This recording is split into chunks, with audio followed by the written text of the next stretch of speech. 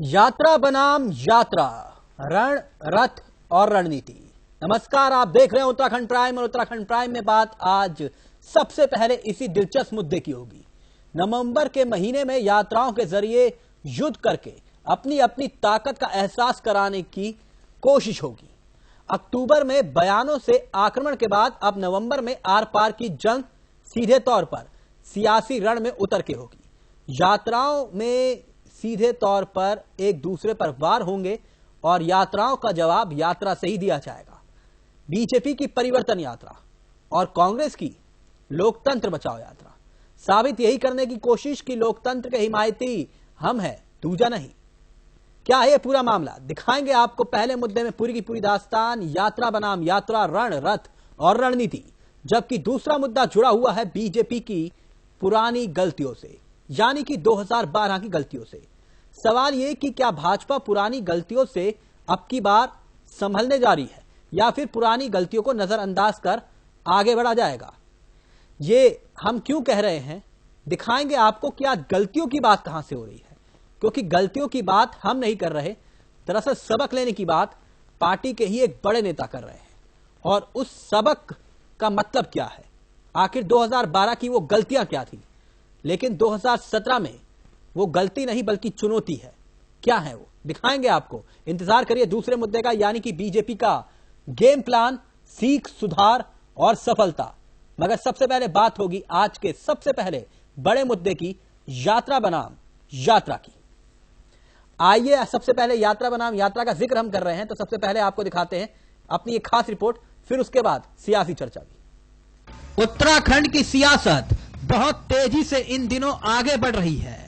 जैसे जैसे चुनाव नजदीक आ रहे हैं वैसे वैसे तैयारियों को धरातल पर उतारने के लिए रणनीति का ताना बाना बुना जा रहा है।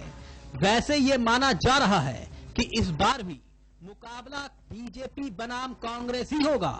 मगर उत्तराखंड की सियासत का इतिहास गवाह है कि यहाँ एक एक सीट पूरी की पूरी सियासत की कहानी को बदलने का मादा रखती है। हार को जीत और जीत को हार बनाने में महत्वपूर्ण भूमिका अदा करती है। ऐसे में एक छोटी सी चूक सारी की सारी मेहनत पर पानी फेर सकती है।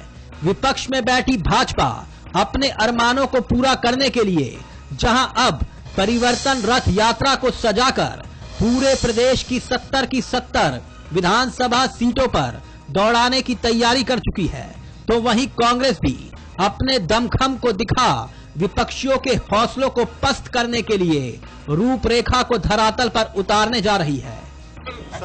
असल में अध्यक्ष जी चाहते थे कि हम जो उत्तराखंड में लोकतंत्र की हत्या हुई है और जो विकास को सैबोटाज किया गया है, उस सवाल को लेकर के हम लोगों के बीच में जाएं। सतत विकास संकल्प यात्रा से पहले तो उसके लिए उन्होंने देहरादून के हमारे साथियों को बातचीत के लिए बुलाया था और अब मैं भी आधा देहरादून वाला तो हुई हूँ, तो मुझको भी बुलाया था, तो मैं अपनी राय दे करके मैं निकल गया हूँ। अभी तय करेगी पार्टी। वो आइडिया जो है सबको पसंद आया है, जो अध्यक्ष जी ने कहा है कि लोकतंत्र बचाओ विकास बचाओ। ये हम इस बात को कहें, इस पर हम कुछ लोगों के बीच में जाएं, तो उसके लिए मैंने कहा ठीक है, कार्यक्रम बनाइए, जो करेंगे हम शामिल हैं। हम तो गैरसैंण की तरफ प्रारंभ से ही देख रहे हैं और काम कर रहे हैं। रोड मैप पर काम चल रहा है। आप देखिए तो गैरसैंण कितना बदल गया है। जिस शहर में 100 आदमी नहीं रह सकते थे, आज वो शहर जो है 2000 लोगों को होस्ट करने के लिए तैयार है। और मैं उसको जिस दिन 5000 को होस्ट करने लायक बना दूंगा, भराड़ीसैंण को भी का काम भी शुरू कर दूंगा, तो मैं कह दूंगा नाउ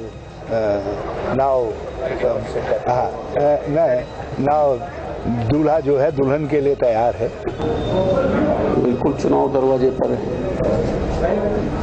तो थोड़ा ये भी बातचीत करने के लिए क्या स्थिति है, सरकार किस तरह से जो है उत्तराखंड के विकास को आगे बढ़ाने का काम कर रही है। हमारा जो कांग्रेस का वर्कर है वो किस तरह से अपने को तैयार कर रहा है, तो यही भावना लेने के लिए जो है वर्कर के साथ बातचीत करेंगे, कोऑर्डिनेशन कमेटी की भी बैठक होगी, उसके साथ में फिर जो हमारे एमएलए यहाँ पर होंगे उनके साथ भी बातचीत करेंगे। तो वो इस तरह से परिवार की बैठक है, परिवार में जो सारी खट्टी मीठी अच्छी बातें होती हैं वो होगा। लोकतंत्र बचाओ और विकास बचाओ यात्रा, सतत संकल्प यात्रा, यानी बीजेपी के सियासी यात्राओं का जवाब देने के लिए कांग्रेस भी होमवर्क करने में जुट गई है। खबर तो ये भी है कि बीजेपी की परिवर्तन यात्रा का जवाब देने के लिए बेकरार कांग्रेस ठीक भाजपा की परिवर्तन यात्रा से एक दिन पहले यानी 12 तारीख को अपनी इस यात्रा को निकालेगी। इतना ही नहीं, कांग्रेस 2 तारीख को समन्वय समिति की बैठक भी आयोजित करने जा रही है, जिसमें तैयारियों को धरातल पर कैसे उतारना है उस पर चर्चा होगी। इस बार की ये बैठक अंबिका सोनी की अध्यक्षता में होगी और माना यह भी जा रहा है कि इस बैठक में पीडीएफ को लेकर कांग्रेस की रणनीति का नया खुलासा भी हो सकता है।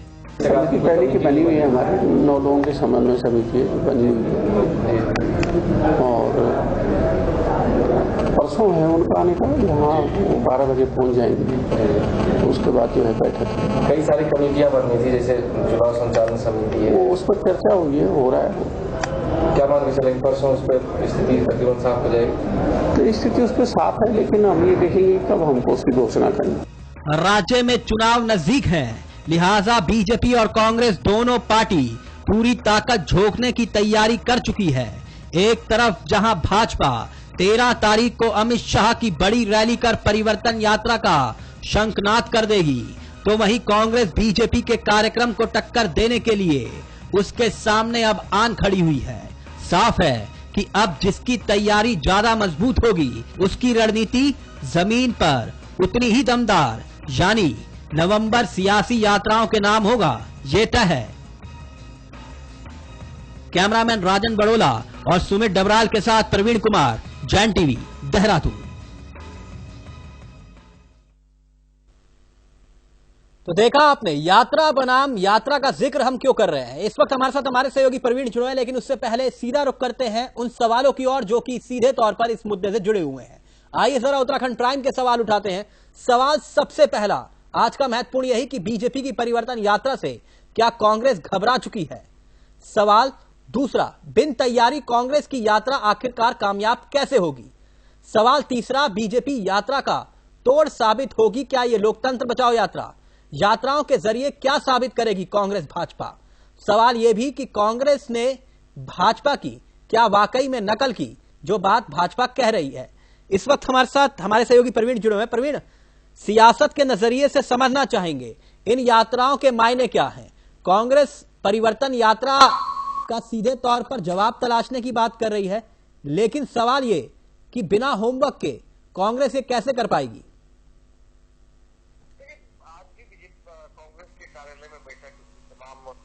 जो देहरादून के बड़े नेता हैं, जो प्रत्याशी संभावित प्रत्याशी हैं और जिन्होंने अपनी दावेदारी पेश की है, वो सब वहाँ पर कांग्रेस भवन में मौजूद थे और उसके तमाम लोगों के बीच चर्चा हुई कि 12 तारीख को एक यहाँ पर जनसभा का आयोजन हो और उसके लिए सबको कहा गया है कि इसके लिए तैयारी करें। हालांकि इस पर आधिकारिक तौर पर जो मुहर कल या परसों तक लग जाएगी इस कार्यक्रम पर, और कौन से बड़े नेता दिल्ली से यहाँ पर इस कार्यक्रम में आएंगे इस पर भी अभी संशय की स्थिति है। कुल मिला के देखें तो जिस तरह से परिवर्तन यात्रा को लेकर माइलेज लेने की कोशिश, आगे बढ़ने की कोशिश बीजेपी ने की है, उसके बाद कुछ दिनों से जिस तरह से कांग्रेस शिथिल थी कार्यक्रम को लेकर, खास करके जो प्रदेश अध्यक्ष है वो भी डेंगू से पीड़ित थे, जो उपाध्यक्ष है वो भी डेंगू से पीड़ित थे और तमाम लोग अपने अपने जो है क्षेत्र में काम कर रहे थे, तो उसको फिर से एक बार गति देने की कोशिश की जा रही है और कोशिश यही है कि इस बार जो है जनसभा का जवाब जो है जनसभा में दिया जाए। और खबर ये भी है कि नवंबर के महीने में तकरीबन 8 तारीख के आसपास, माफ कीजिएगा दिसंबर के महीने में 8 तारीख के आसपास राहुल गांधी को भी बुलाने की योजना है और एक बड़ी जो रैली करने की योजना है। एक बात प्रवीण आपसे ये भी समझना चाहेंगे कि आखिरकार क्या वाकई में हरीश रावत इस बात को मान चुके हैं कि भाजपा की ये जो यात्रा होगी, परिवर्तन यात्रा, रथ यात्रा, वो उसका अंतिम हथियार साबित होगी इस सियासी लड़ाई में। इसलिए हरीश रावत ने सीधे तौर पर संकेत दिया कि इस यात्रा का जवाब कांग्रेस को हर हाल में देना होगा, चाहे भले वक्त कम हो। ठीक एक दिन पहले यात्रा निकाली जाएगी। देखिए, इतना तो तय है कि जिस तरह से आयोजन हो रहा है, खास करके बीजेपी के परिवर्तन यात्रा को लेकर, उसको देखते हुए जो है कांग्रेस की तरफ से भी जवाबी हमले की तैयारी है। और जिस तरह से अमित शाह आ रहे हैं, यहाँ पर अमित शाह बड़ी एक जनसभा को संबोधित करेंगे और इस जनसभा को संबोधित करने के बाद परिवर्तन यात्रा को हरी झंडी दिखाएंगे और 27 जगह पे 27 पॉइंट पे गढ़वाल और कुमाऊं में जो बड़े नेता, केंद्रीय मंत्री, केंद्रीय राज्य मंत्री और बड़े नेता पहुंचेंगे। उसके बाद कांग्रेस को लग रहा है कहीं ना कहीं पूरी तरह से एक लोगों के मन में और पूरा अखबार और मीडिया में कहीं बीजेपी न छाए हो, इसलिए इस जो सुर्खियों को कम करने के लिए सुर्खियों में हिस्सेदारी करने की कोशिश है। और जो है लोकतंत्र बचाओ विकास बचाओ के नाम से बीजेपी के जवाब में कांग्रेस भी यात्रा निकलने की तैयारी में है।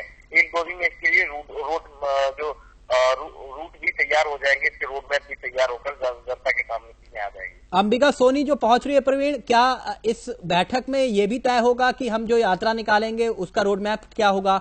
और इसके साथ साथ वो सवाल जो संगठन के सामने मुबाहे खड़े हैं आज भी, जो कल भी थे, उन सवालों का भी जवाब मिल जाएगा इस समन्वय समिति की बैठक में, जो संकेत दे रहे हैं आप? देखिए, समन्वय समिति की बैठक में कई बातों पे चर्चा होनी है। जो यहाँ के बड़े नेता है उनके साथ बैठक होगी, समन्वय समिति के जो सदस्य हैं उनके साथ बैठक होगी, सरकार और संगठन में समन्वय बेहतर तालमेल हो, इसको लेकर चर्चा होगी। और जो वर्तमान में विधायक है जो कि देहरादून में मौजूद रहेंगे, उनके साथ भी अंबिका सोनी बैठेगी। इसके अलावा जिस तरह से यूपी में खाद पे चर्चा हुई है, जिस तरह से राहुल का प्रोग्राम बहुत ही जबरदस्त कहा जा रहा है कि कांग्रेस के लोग कह रहे हैं कि वहां पर लोगों को खासकर के किसानों के बीच हुआ है वो यात्रा, तो उसी तरह की यहाँ पर भी कोशिश कुछ न कुछ करने की है और इसको लेकर भी चर्चा होगी।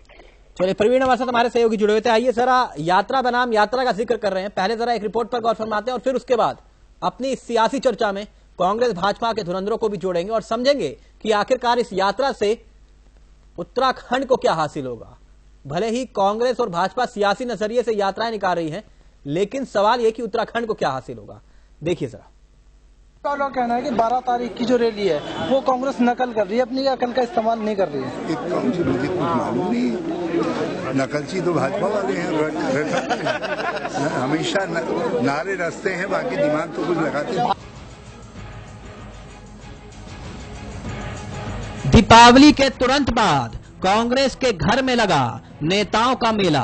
बताने के लिए काफी था कि कांग्रेस संगठन बीजेपी की परिवर्तन रैली को लेकर कितनी गंभीर है।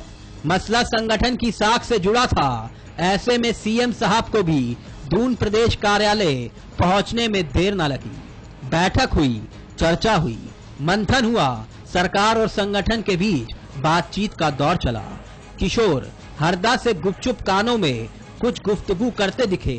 सीएम ने भी कुछ उनकी सुनी, कुछ अपनी कही और बाद में कांग्रेस संगठन ने साफ कर दिया कि अपनी रणनीति को धार देते हुए यात्रा का जवाब यात्रा से ही दिया जाएगा। अब कांग्रेस नेता साफ कर रहे हैं कि बीजेपी के हाईटेक रथ को पंचर करने के लिए वो भी तैयार हो चुके हैं।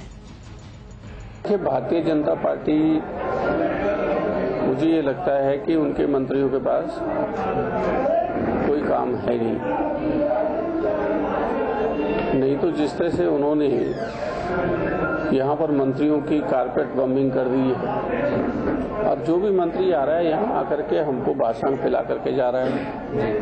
अब हमारे पास उत्तराखंड में कांग्रेस के पास इतने मंत्री हैं, इतने अच्छे बोलने वाले हैं, वक्ता हैं कि अगर उत्तर प्रदेश को भी आवश्यकता हो तो पूरे प्रदेश को मैं सेवित कर सकता हूं अच्छे भाषण देने वालों से। तो वो हमको भाषण न पिलाएं, यहाँ के जो विकास के मुद्दे हैं उनको सुलझाने का काम करें। तब चाहे उनके 3 दर्जन मंत्री हों, अब तक उनके 5 दर्जन मंत्री यहाँ पर आ चुके हैं और कुछ भी नहीं किया उन्होंने। प्रधानमंत्री आ गए, उन्होंने कुछ नहीं किया। वैसे बीजेपी पूरे होमवर्क और रूपरेखा तैयार कर अपनी परिवर्तन यात्रा को प्रदेश भर में घुमाने की तैयारी कर रही है, मगर कांग्रेस इतनी जल्द अपनी तैयारी को कैसे मुकाम तक पहुंचाएगी, ये एक बड़ा सवाल है। ऐसे में सिर्फ विरोधियों को जवाब देने के इरादे से की जा रही ये यात्रा कांग्रेस के लिए असरदार साबित होगी, ये एक बड़ा सवाल है। वैसे कांग्रेसी नेता कहते हैं कि 18 मार्च के बाद उपजे हालात के बाद का इतिहास उनके साथ रहा है, जब लोकतंत्र बचाओ यात्रा ने पूरे प्रदेश में बीजेपी को अंदर तक झकझोरने का काम किया था। तो कार्यक्रमों को लेकर के थी कि इस महीने 2-3 प्रोग्राम होने हैं। बड़ा काम है कि जो हमारा 12 तारीख को लोकतंत्र बचाओ और विकास बचाओ उस यात्रा को के संबंध में विचार विमर्श था और सभी ने अपनी अपनी राय रखी। दूसरा 2 तारीख को आदरणीय अंबिका सोनी जी आ रही हैं, वो भी पदाधिकारियों की बैठक लेंगी, उससे संबंधित भी विचार विमर्श था। अब वो बीजेपी वाले क्या रैली कर रहे हैं, क्या रैली नहीं कर रहे हैं, इससे तो हमें कोई मतलब नहीं है। कांग्रेस के अपने कार्यक्रम है और मैं समझता हूँ कांग्रेस अपने कार्यक्रमों में मुस्तैदी के साथ काम कर रही है। माननीय प्रदेश अध्यक्ष जी, मुख्यमंत्री जी के नेतृत्व में एक विशाल जनसभा हमारी होगी और मैं समझता हूँ उस जनसभा से ही हम लोग ये संदेश देने का काम करेंगे कि कांग्रेस का कार्यकर्ता सड़क पर आए, गांव में आए, गली कूचे में आए और ये संदेश देने का काम करे कि पिछले 5 वर्षों में जो कांग्रेस ने काम किया है प्रदेश की भलाई के लिए, उस संदेश को आगे ले जाने का काम। खैर, ये अभी आगाज है। दोनों तरफ के योद्धा बाखूबी जानते हैं कि रण में उतरने से पहले मनोवैज्ञानिक बढ़त का लाभ लेने का मतलब क्या होता है। विरोधियों को कमजोर और खुद को मजबूत साबित करने में जुटी कांग्रेस भाजपा के लिए अब वक्त कम बचा है। ऐसे में माहौल को बरकरार रखना, घर को बगावत की दीमक से बचाए रखना दोनों के लिए आसान नहीं होगा। चलिए अब देखते हैं कि कांग्रेस की इस कवायद का उसकी सेहत पर क्या कुछ असर पड़ता है। कैमरामैन राजन बड़ोला और सुमित डबराल के साथ प्रवीण कुमार, जैन टीवी, देहरादून। तो यानी कांग्रेस भी अब यात्रा निकालेगी। यात्रा 12 तारीख से होगी, लेकिन इस यात्रा को सीधे तौर पर परिवर्तन यात्रा से के सामने, भाजपा की जो परिवर्तन यात्रा है उसके सामने कांग्रेस की इस यात्रा को देखा जा रहा है। इसका तोड़ तलाशने की बात हो रही है। इस वक्त 2 खास मेहमान हमारे साथ इस सियासी चर्चा में जुड़े हैं। पहले आपको बता दें, बीजेपी की ओर से मुन्ना सिंह चौहान पार्टी के प्रदेश प्रवक्ता हैं और कांग्रेस की ओर से जोत सिंह बिष्ट साहब जुड़े हुए हैं, पार्टी के प्रदेश उपाध्यक्ष। पहले बिष्ट जी आपके पास आएंगे, बहुत बहुत स्वागत है जैन टीवी में आपका। सर, भाजपा ही कह रहे हैं कि नकल नहीं अपनी अकल लगाएं। नहीं, भारतीय जनता पार्टी को क्यों लगता है कि हम उनकी नकल कर रहे हैं?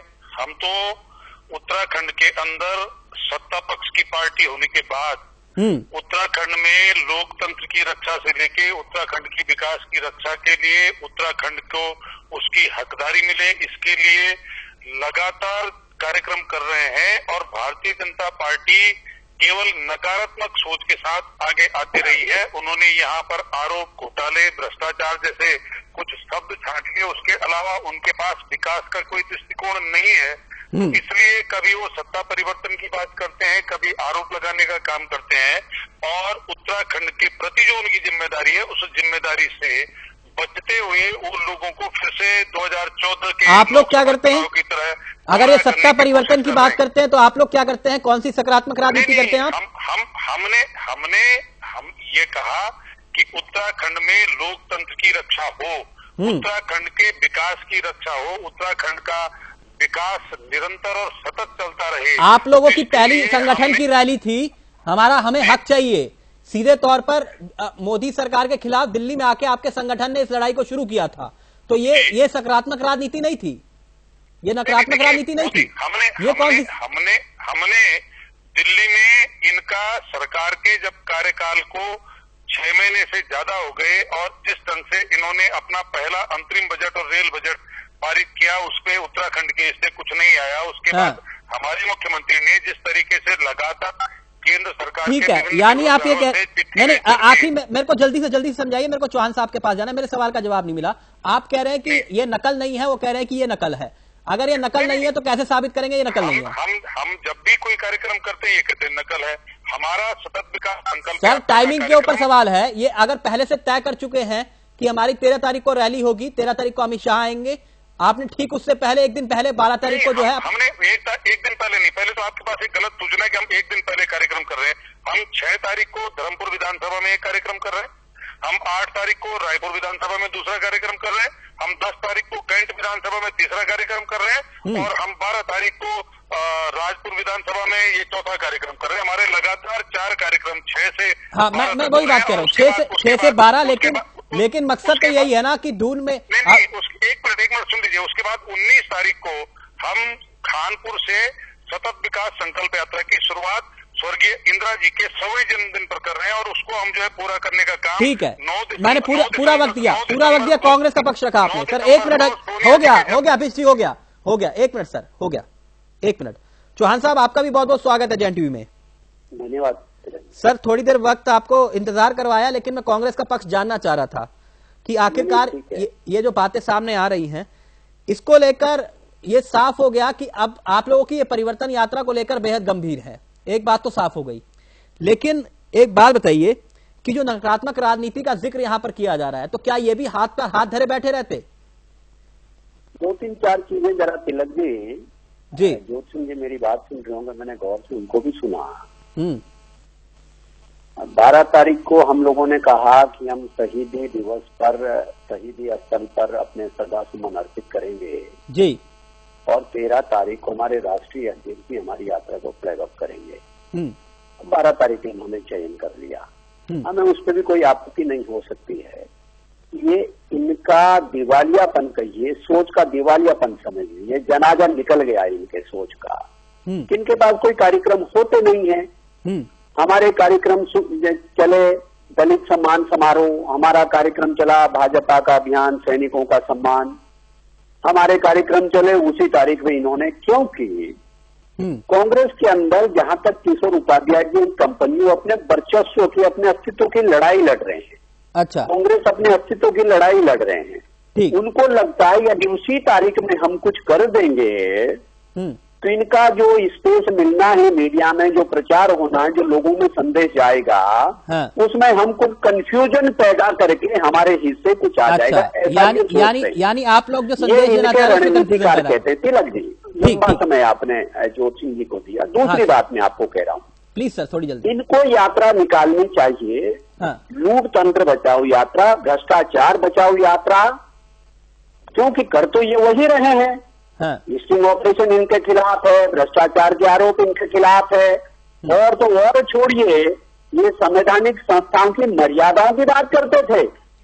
अब मैंने वो भी सामने ला करके भारतीय जनता पार्टी ने उसका भी फेरिस्त सामने लाई।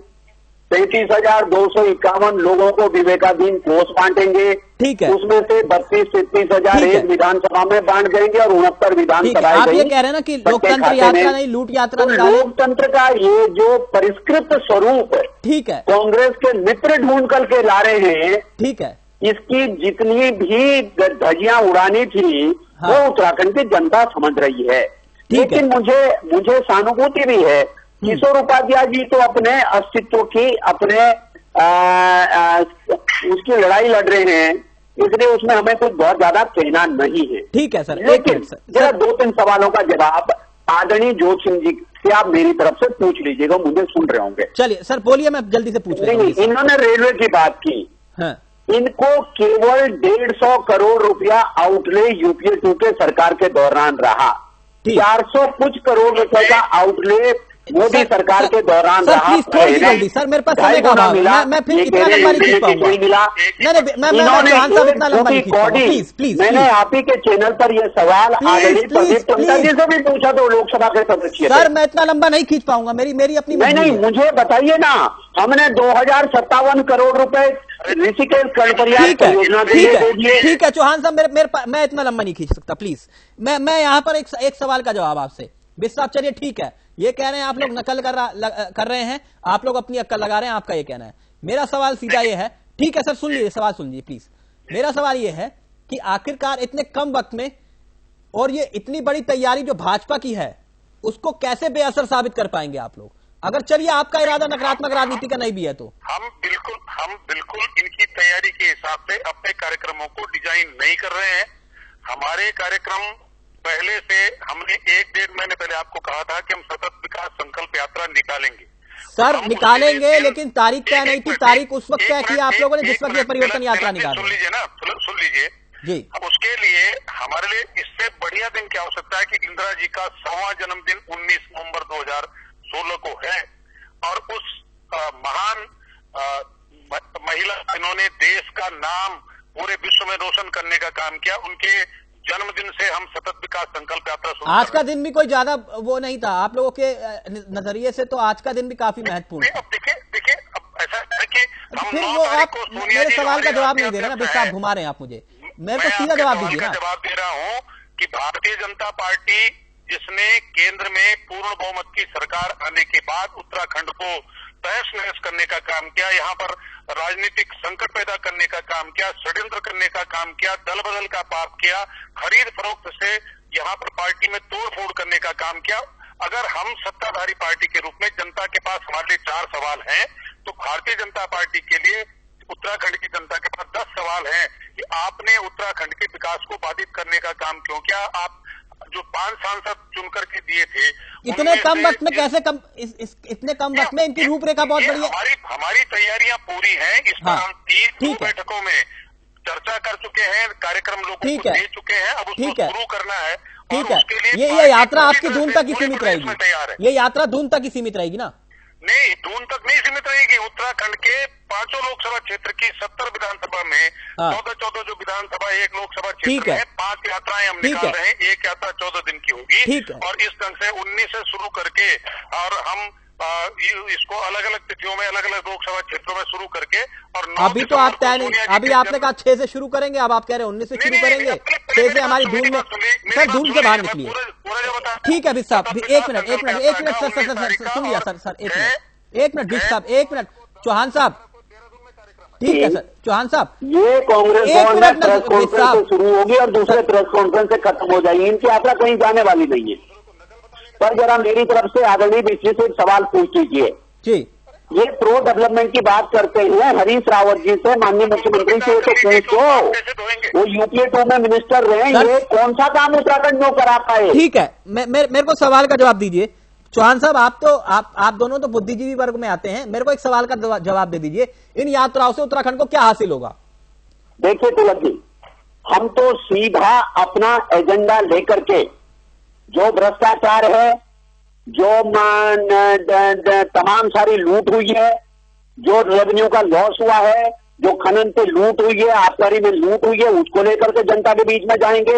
और साथ ही नरेंद्र मोदी सरकार का उत्तराखंड के हित में जो काम है, ऑल वेदर रोड का हो, पीएमजीएसवाई के रोड का हो, पर्यटन के प्रोजेक्ट हो, जिसे टेरी का गुणगान कर रहे हैं, 83 करोड़ रुपए का टूरिज्म सर्किट सैंक्शन किया गया, IHM सैंक्शन किया गया, 11,700 की ऑल वेदर रोड की गई, तमाम सारी NHAI के प्रोजेक्ट सैंक्शन किए गए, 2,057 करोड़ रुपए रेलवे के लिए रिलीज किया गया।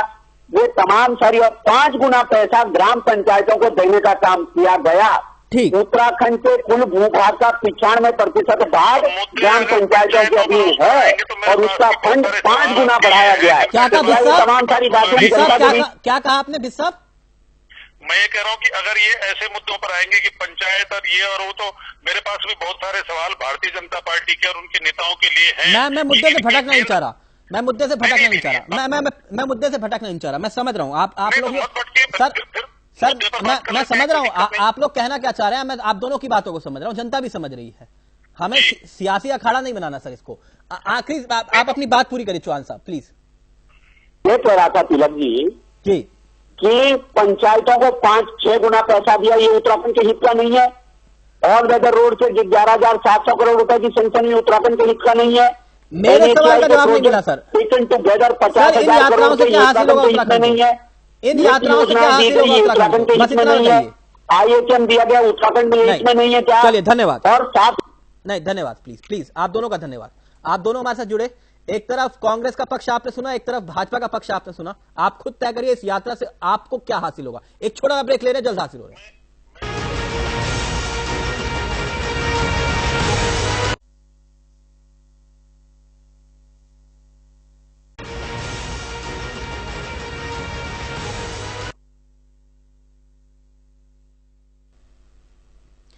यहाँ यात्रा बनाम यात्रा का जिक्र हम कर रहे थे ब्रेक से पहले। आपने देखा सियासी तू मैं। अब कांग्रेस भी यात्रा निकालेगी जिसका आगाज वो 6 तारीख से करेगी, लेकिन असल में धरातल पर इसकी इस यात्राओं का मकसद एक संकेत और संदेश देना। यात्रा एक तरफ भाजपा की होगी और दूसरी तरफ कांग्रेस की।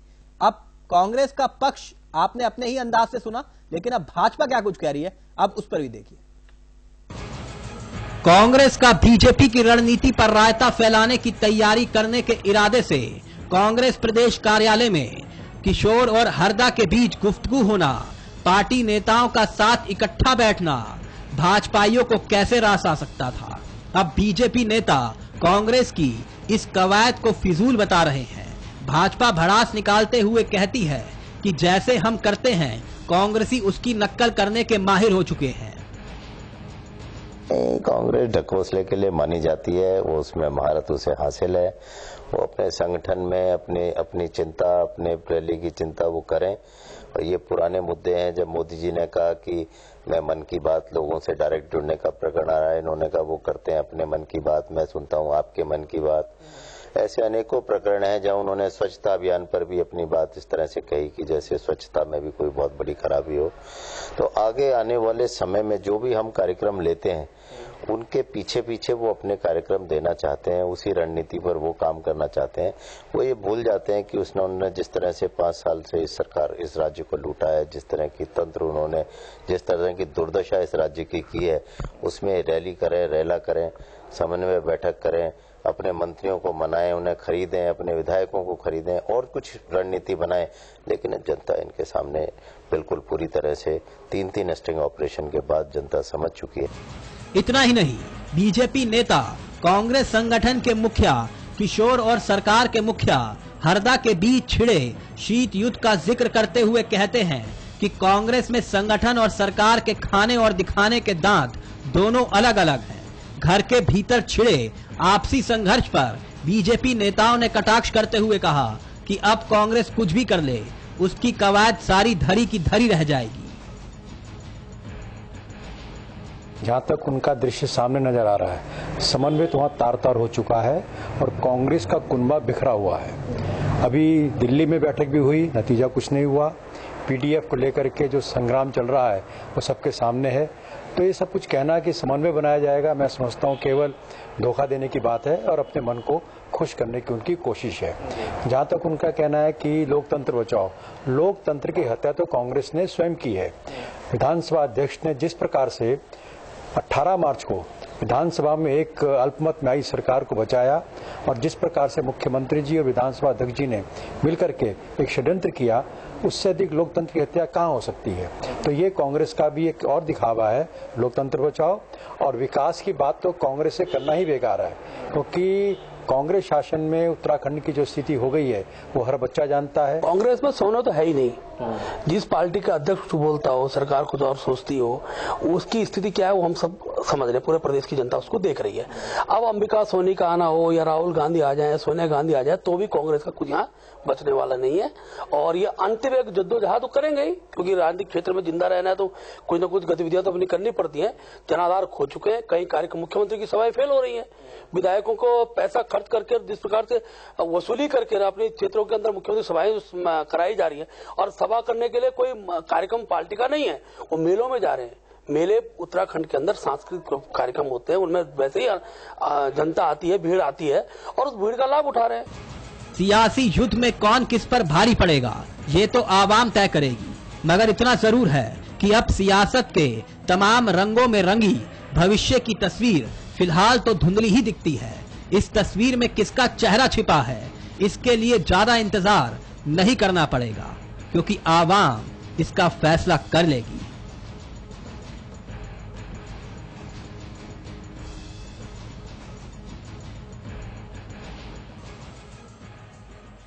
कैमरामैन राजन बड़ोला और सुमित डबराल के साथ प्रवीण कुमार, जैन टीवी, देहरादून।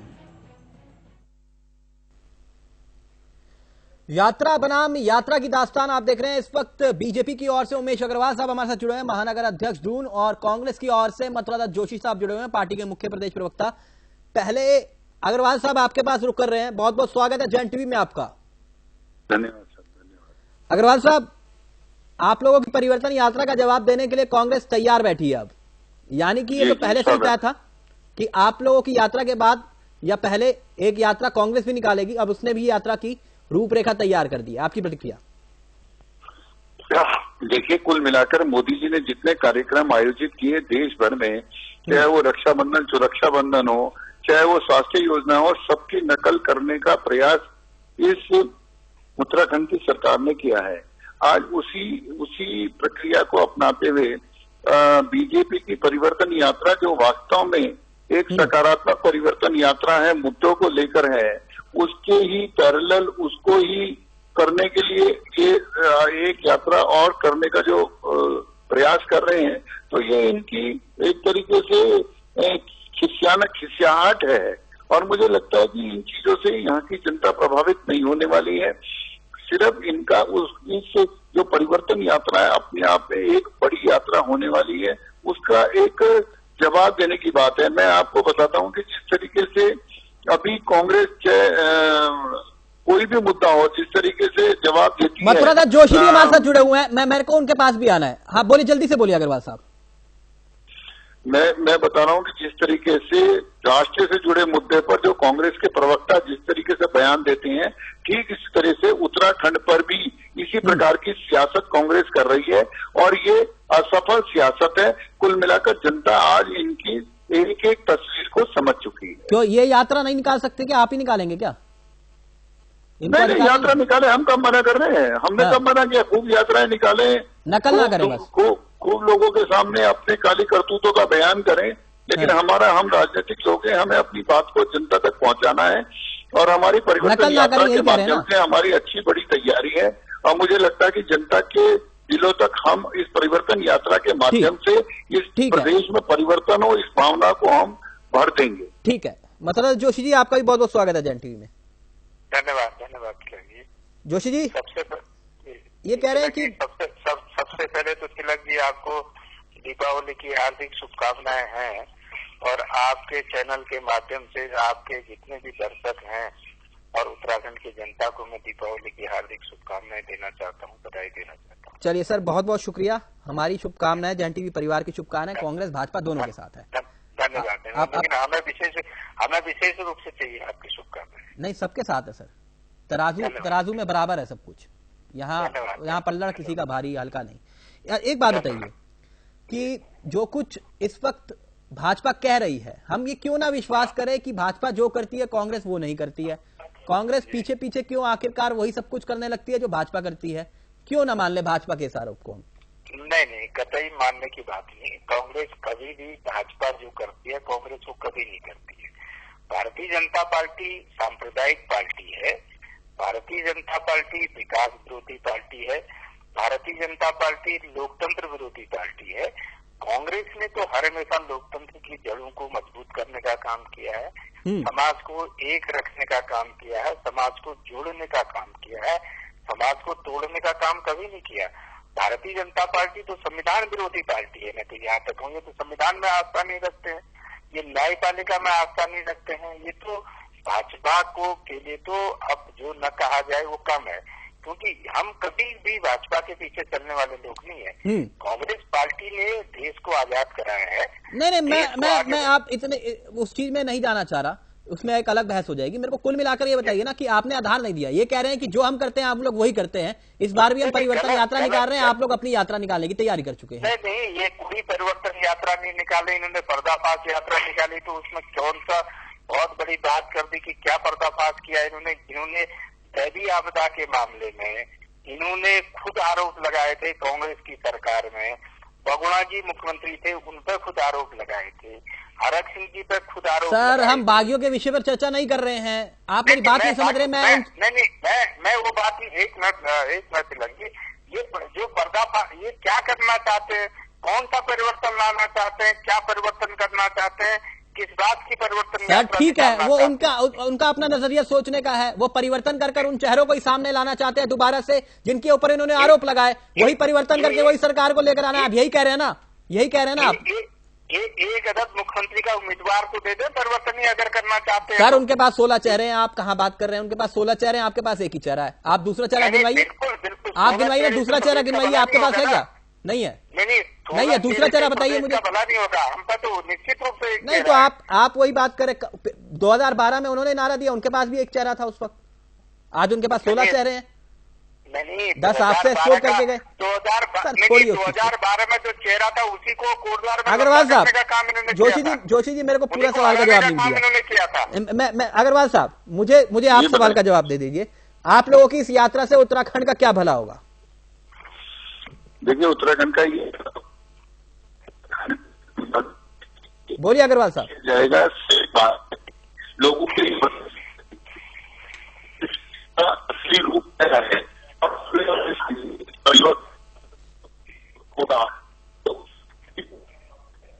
अग्रवाल साहब, मुझे लगता है आप नेटवर्क में नहीं है। अग्रवाल साहब,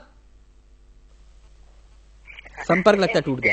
इनका पूरा नेटवर्क ही उत्तराखंड से समाप्त हो चुका है। वो आप लोगों का नहीं, हमारा तो रहेगा। देखिए, हम तो, हमारे तो नेता हरीश रावत जी हैं, पूरे प्रदेश में नेटवर्क रहेगा और पूरे प्रदेश में उत्तराखंड की जनता पर हमको भरोसा है। उत्तराखंड के लिए जो काम हमने किया है उसमें हमारा भरोसा है। निश्चित रूप से 2017 में पुनः सरकार बनाएंगे। चलिए जोशी जी, आपका भी बहुत बहुत शुक्रिया, अग्रवाल जी आपका भी बहुत बहुत शुक्रिया, आप दोनों हमारे साथ जुड़े, बहुत बहुत शुक्रिया आपका। एक छोटा सा ब्रेक ले रहे हैं, ब्रेक के उस पार जब लौटेंगे तो आएंगे, दिखाएंगे आपको बीजेपी का गेम प्लान, आखिरकार सीख भी है, सुधार भी है और सफलता की राह। एक छोटा सा ब्रेक, जल्द हाजिर हो रहे हैं।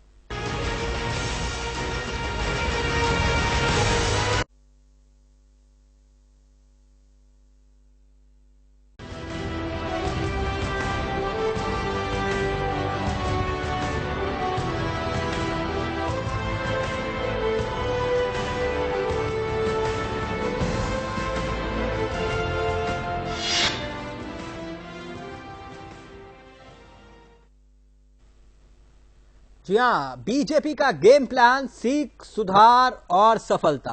आखिरकार ये बात कहां से आई कि भाजपा अब सबक लेगी 2012 की गलतियों से? आखिरकार गलतियां 2012 में, ये बात कहां से आई और क्यों आई, और वो गलतियां थी कौन सी, और आखिरकार उन गलतियों से सुधार कैसे, और क्या सुधार करने के बाद सफलता की गारंटी? सवाल कई है जनाब, और इन सवालों को आखिर खड़ा क्यों किया गया, और इसके पीछे सियासी मकसद क्या है? क्या आला कमान कोई संदेश और संकेत देना चाह रहा है? तो चलिए बात अब बीजेपी के गेम प्लान की करते हैं, जहां पर सीख है, सुधार है और सफलता की गुंजाइश भी।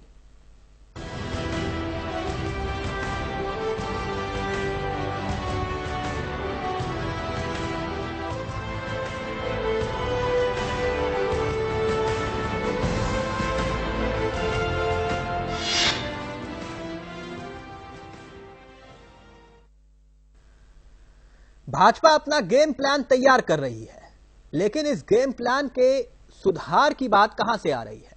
दरअसल भाजपा इस बात का संकेत और संदेश बार बार दे रही है कि वो 2012 की गलतियों को कतई नहीं दोहराएगी, लेकिन 2012 में ऐसी कौन सी गलतियां हुई जिस वजह से भाजपा के हाथ से सत्ता फिसल गई? आइए जरा पहले यह समझिए कि यह बात उठी क्यों और गलतियां थी कौन सी, लेकिन उसके बाद जो चैलेंज है, जो चुनौतियां हैं भाजपा के सामने, वो भी आपको दिखाएंगे। लेकिन पहले जरा इस रिपोर्ट पर गौर फरमाएं। पिछले कुछ दिनों से लगातार मोदी सरकार के मंत्रियों का देवभूमि आना कांग्रेसियों को भले ही फूटी आंख ना सुहा रहा हो, मगर इन तमाम केंद्रीय मंत्रियों के बीच केंद्र सरकार के पेट्रोलियम राज्य मंत्री धर्मेंद्र प्रधान का धून आना, बीजेपी नेताओं के साथ बैठक करना, उन्हें टिप्स देना दूसरे केंद्रीय मंत्रियों के दौरे से कुछ जुदा था। वजह साफ थी, प्रधान पिछले विधानसभा चुनाव में भी उत्तराखंड के प्रभारी थे और इस बार भी प्रधान भाजपा के चुनाव प्रभारी हैं। ऐसे में उनके दौरे के दौरान दिया एक बयान आज बीजेपी के घर में चर्चाओं का विषय बना हुआ है। दरअसल वो बयान उस वक्त आया था जब धर्मेंद्र मीडिया के सवालों का जवाब देते देते ये बात कह गए कि पिछले चुनावों की गलतियों को दोहराया नहीं जाएगा। धर्मेंद्र का ये बयान वैसे तो आम बयान है, मगर इस बयान की गहराई को समझें तो प्रधान के दिल की बात पार्टी की पूरी रणनीति के राज को छिपाए हुए है। वैसे ये सच है कि 2012 में बीजेपी ने कुछ ऐसी गलतियां दोहराई थी जिस वजह से उसके हाथों से सत्ता आते आते फिसल गई थी, मगर 4 सीटों के फासले ने उन्हें सत्ता से दूर कर दिया।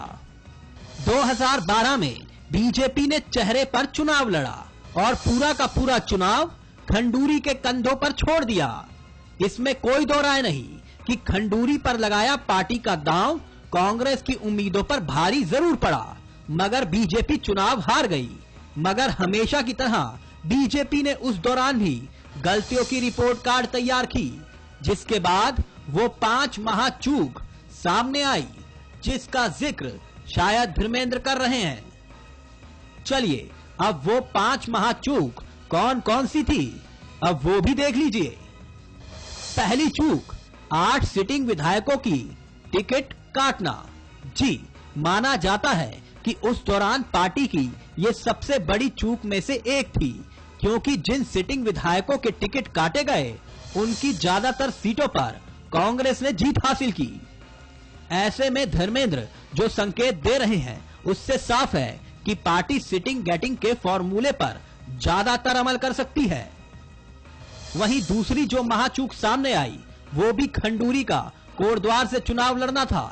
खंडूरी का कोटद्वार से चुनाव लड़ने का जोखिम खुद जनरल को भी मालूम था और आला कमान को भी, मगर जोखिम लिया भी गया और उसका हर्जाना भी भुगतना पड़ा। जनरल कोटद्वार से चुनाव हार गए। ऐसे में पार्टी इस बार 2 से 3 सर्वे के बाद ही प्रत्याशी को टिकट फाइनल करने पर विचार कर रही है, जिसका संकेत धर्मेंद्र दे रहे हैं। तीसरी चूक ये कि जनरल का वफादारों पर जरूरत से ज्यादा भरोसा करना था और अधिकतर अपना चुनाव हार भी गए थे। ये भी उन्हीं गलतियों की फहरिस्त में शुमार था। ऐसे में पार्टी दिग्गजों की फरमाइश पर टिकट की गारंटी नहीं दी जा रही है। वहीं अगर चौथी चूक का जिक्र कर ले तो पार्टी आला कमान ने पूरी तरह से चेहरे पर लड़ाई को निर्भर रखा और कोई बैकअप प्लान तैयार नहीं किया, जिस वजह से पार्टी को नुकसान भुगतना पड़ा। ऐसे में चेहरे को लेकर पार्टी इस बार गलती को दोहराना नहीं चाहती। बहुत विश्वसनीय चेहरा है। ये पार्टी की पार्लियामेंट्री बोर्ड यहाँ की इकाई से बातचीत करके सही समय पे उस विषय पे निर्णय करेगी। पिछली बार आपने कहा था खंडूरी जरूरी है। हर एक चुनाव की अलग अलग स्क्रिप्ट रहती है। भारतीय जनता पार्टी की केंद्रीय संसदीय बोर्ड, माननीय प्रधानमंत्री जी, माननीय राष्ट्रीय अध्यक्ष जी, तमाम राष्ट्रीय नेता इस विषय पे सही समय पे निर्णय करेंगे। आपका मानना है कि वहीं 4 महाचूक के बाद 5वीं महाचूक का भी जिक्र कर लेते हैं, जिसमें ये चूक शामिल थी कि आला कमान और जनरल ने उस दौरान भीतरघात और गुटबाजी को हल्के में लिया और गुटबाजी ने ही पार्टी को सबसे ज्यादा गहरा घाव दिया। ऐसे में आला कमान का त्रिमूर्ति को दिल्ली बुला लेना इसमें छिपे संदेश को दर्शाने का काम कर रहा है। मगर ऐसा नहीं है कि आला कमान गलतियों से सीख ले भी ले, मगर जो चुनौतियां और नए चैलेंज उसके सामने खड़े हैं उससे वो कैसे निपटेगी, इसके लिए उसके पास फिलहाल तो कोई प्लान दिख नहीं रहा। कैमरामैन राजन बड़ोला के साथ प्रवीण कुमार, जैन टीवी, देहरादून। जी हां, बीजेपी का गेम प्लान आखिरकार वो चूक का जिक्र इसलिए हुआ क्योंकि सीख का, सबक का यहां पर जिक्र धर्मेंद्र प्रधान ने अपने ही अंदाज से किया। आइए जरा कुछ सवाल उठाते हैं और फिर सीधा रुख करेंगे अपने सहयोगी प्रवीण के पास। सवाल उत्तराखंड प्राइम का सबसे पहले यही, क्या वाकई में गलतियों से सीख लेगी भाजपा, जिसका जिक्र धर्मेंद्र प्रधान कर रहे हैं? 2012 में खंडूरी है जरूरी और 2017 में चेहरा नहीं जरूरी, नारा पूरी तरह से बदल चुका है। क्या यह सही है? 2012 के चुनाव से जुदा नहीं है 2017 के राजनीतिक हालात। आखिर क्या सीख लेना चाह रही है भाजपा? बागी भाजपा के लिए मजबूरी है या फिर जरूरी है? सवाल यह भी खड़ा होता है। खंडूरी, निशंक और कोश्यारी का उदासी वाला रवैया इस वक्त भाजपा कैसे दूर करेगी? सवाल यह भी। सीधा रुख करते हैं, प्रवीण हमारे साथ, हमारे सहयोगी जुड़े हैं। प्रवीण, धर्मेंद्र प्रधान आए, वो प्रभारी पहले भी रहे, इस बार भी उनके पास जिम्मा है। आखिरकार वो कहना क्या चाह रहे हैं कि हमने जो चूक की है हम उसे सुधारेंगे और ये चूक सुधारने की ही प्रक्रिया है जिसका जिक्र यहां पर धर्मेंद्र प्रधान कर रहे हैं? देखिए, किसी भी पार्टी के लिए पिछला चुनाव जो है एक तरह से आगे के लिए सीख लेने वाला चुनाव होता है और बीजेपी में भी यही कुछ देखा जा रहा है। जिस तरह धर्मेंद्र प्रधान ने कहा कि हम चुनाव से हम जो भी उसमें गलतियां रही या फिर कमी रही उसमें हम सुधारने की कोशिश करेंगे। कई सारी गलतियां थी जिसमें सिटिंग एमएलए के टिकट काटे गए थे और जितने सिटिंग एमएलए के टिकट कटे थे उन सभी सीटों पर बीजेपी हार गई। दूसरा, खंडूरी है जरूरी का नारा दिया गया था, लेकिन खंडूरी ऐसे सीट से चुनाव लड़ने चले गए जहां पर भीतर घातियों ने जो है वो अपना असर दिखाया और खंडूरी चुनाव हार गए और खंडूरी अपने बदौलत 31 तक पार्टी को पहुंचा दिया, लेकिन खुद वो चुनाव हार गए। इसके अलावा भी कई जगह चुनाव प्रचार को लेकर भी कमी रही। तो इन तमाम मुद्दों पर धर्मेंद्र प्रधान का ये कहना है कि हम पिछली गलतियों से, क्योंकि वो पहले भी रहे यहाँ पर, वो जानते हैं यहाँ की राजनीति को, जानते हैं यहाँ की गुटबाजी को, जानते हैं यहाँ के नेता के टेम्परामेंट को जानते हैं। तो वो इसी और इशारा कर रहे थे कि मुझे यहाँ पे सब और उन तमाम पिछली गलतियों से जो कमी रह गई थी उसको हम आगे बढ़ाने की कोशिश करेंगे। लेकिन प्रवीण, एक बात जानना चाहेंगे कि 2012 का चुनाव आपने देखा, 2007 का चुनाव आपने देखा और 2017 का चुनाव, क्या राजनीतिक हालात बिल्कुल बदल नहीं चुके? भाजपा इस बात को कह रही है कि हम सीख लेंगे, लेकिन अब राजनीतिक हालात बिल्कुल बदल चुके हैं। इससे पहले बागी कभी भी बड़ा मुद्दा नहीं रहे, भले ही परिवर्तन हुए हैं। पिछले दिन 2 चुनाव की आप बात कर रहे थे, लेकिन निश्चित तौर पर इस बार हालात अलग हैं। पहले सब कुछ अगर देखें तो पॉजिटिव बीजेपी के पक्ष में चीजें हो रही। खंडूरी है, खंडूरी जैसे नेता बीजेपी के पास चेहरे के रूप में थे, कहीं ना कहीं चुनाव संचालन समिति के अध्यक्ष बना के उन्होंने पहले क्लियर कर दिया था खंडूरी यहाँ के जो है मुख्यमंत्री हो सकते हैं और जनता ने इस पर भरोसा भी कायम किया। लेकिन अब की स्थिति थोड़ी अलग है। अब जो है पार्टी के पास खंडूरी चेहरे के रूप में होंगी कि नहीं होंगी, ये पार्टी के अंदर ही संशय का विषय है, क्योंकि 75 से ऊपर वालों को जिस तरह से अमित शाह और मोदी ने जिस तरह से निर्णय लिया, उसको राजनीति से बाहर का रास्ता दिखाया, उसके बाद इस वक्त एक जो है बड़े चेहरे और सबके भरोसेमंद चेहरे को उतारने की पार्टी कहीं न कहीं जद्दोजहद में है, जो कि पार्टी के अंदर वो कोई चेहरा खंडूरी का हुआ मिल नहीं रहा। तो इस बार पार्टी के सामने कई सारी मुश्किलें हैं। मोदी के चेहरे से अगर चुनाव लड़ा जाता है तो जो लोकसभा चुनाव में वादे हुए थे उन वादों को भी कांग्रेस जनता को याद दिलाएंगे। तो कई सारी चीजें हैं। राज्य सरकार की एंटी इनकम्बेंसी फैक्टर है, तो केंद्र सरकार की भी एंटी इनकम्बेंसी फैक्टर है। कई सारे फैक्टर हैं। अब देखने वाली बात होगी कि क्या कुछ होता है। चलिए, प्रवीण हमारे साथ हमारे सहयोगी जुड़े हुए थे, लेकिन यहाँ पर चूक का जिक्र तो कर लिया, जिसका जिक्र धर्मेंद्र प्रधान कर गए, लेकिन अब यहाँ पर जो चुनौती, जो चैलेंज भाजपा के सामने है, अब उस पर भी गौर फरमाएं। और भी जुड़ेंगे। देखिए, पिछले चुनाव की निश्चित रूप में सीख ली जाएगी। गलतियों से सीख लेने की बात करने वाली भाजपा शायद सबक ले चुकी है, तभी तो वो उत्तराखंड में चेहरे पर चुनाव न लड़ने की बात पर विचार कर रही है और ये बात भविष्य पर छोड़कर सस्पेंस को भी बरकरार रखे हुए है। पर ऐसा नहीं है कि पुरानी गलतियों से भाजपा सीख भी ले, पर हकीकत ये है कि उसके सामने चुनौती अभी भी कम नहीं है। मोटा मोटी ऐसी 5 चुनौतियां जिसे पार पाने के बाद ही भाजपा सत्ता सुख हासिल कर सकती है। चलिए वो चैलेंज भी आपको दिखा देते हैं जिसका सामना करना अभी बीजेपी को बाकी है। अगर चैलेंज की बात करें तो सबसे पहला और सबसे महत्वपूर्ण चैलेंज यही है कि हरीश रावत के सामने बीजेपी का चेहरा कौन सा होगा। जी, इस सवाल का जवाब देना पार्टी के लिए आसान नहीं होने वाला। भाजपा की 5 चुनौतियों में से दूसरी चुनौती मौजूदा वक्त में से 1 दर्जन सीएम की कुर्सी के दावेदार भी हैं। जी, इन दावेदारों की फौज का अलग अलग रणनीति तैयार करना भी पार्टी के लिए एक बड़ी चुनौती है। वहीं तीसरे चैलेंज पर भी नजर दौड़ा लेते हैं। भाजपा के सामने तीसरा चैलेंज ये कि 10 कांग्रेस के बागियों को संतुष्ट कैसे रखा जाए। अगर टिकट दिया या काटा गया तो दोनों के अलग अलग खतरों से भी उसे सामना करना पड़ेगा। चौथे और 5वें चैलेंज का जिक्र आगे करेंगे, उससे पहले बीजेपी नेता फिलहाल इन चुनौतियों से निपटने की जो थ्योरी दे रहे हैं उस पर भी गौर फरमा लें। और ये एक सामान्य सी बात है कि अगर कोई वरिष्ठ नेता है तो हर चुनाव में कुछ ना कुछ ऐसा लगता है कि भाई ये शॉर्टकमिंग्स रह गई, या हम और कुछ करते तो और बेटर रहता।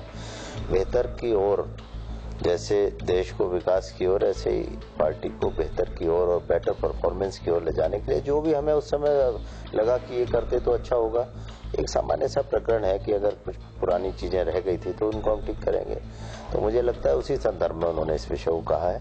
और निश्चित तौर पर जिस तरह का वायुमंडल है, जिस तरह का जोश है, वो कहीं ओवर कॉन्फिडेंस में ना बदल जाए, जोश बरकरार रहे। वहीं इस चुनाव में बीजेपी के सामने चुनौतियों का सिलसिला यही नहीं थमता।